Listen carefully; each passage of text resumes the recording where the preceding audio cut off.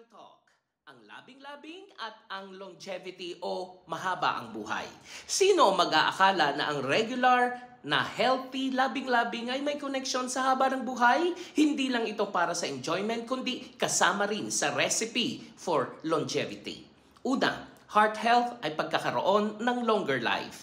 Ang labing-labing ay isang form of cardio exercise. Nakakatulong sa good blood circulation, pagbaba ng blood pressure at pagbaba ng risk ng heart disease. Healthy heart ay magkakaroon ng mas mahabang buhay.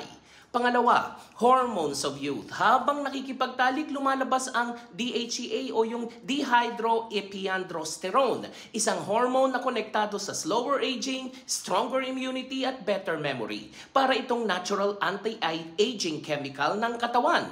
Stress control ay longevity. Mas mababang stress, mas mababang risk ng chronic illnesses tulad ng hypertension, diabetes at depression. Oxytocin at endorphins mula sa intimacy ay tumutulong para maging mas payapa at mas masaya ang pamumuhay mo. Fourth, sleep and cellular repair. Post-labing-labing relaxation at deep sleep ay nag-a-activate ng cellular repair. Habang natutulog, nagre-regenerate ang katawan kaya bumabagal ang pagtanda. Panglima, emotional connection ay pagkakaroon ng longer life expectancy. Ang taong nasa healthy, loving relationships ay kadalasang may mas mahabang buhay.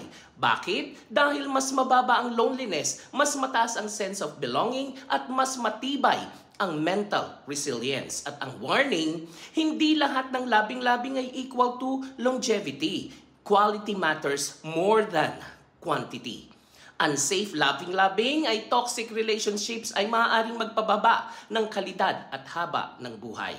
At ang Health Real Talk, ang good labing-labing ay good medicine. Ito ay kombinasyon ng physical exercise, emotional bonding, stress relief at hormonal balance na lahat ay susi sa mahaba, masaya at malusog na buhay. Ako po si Arlene para sa Health Real Talk. Have a nice day everyone.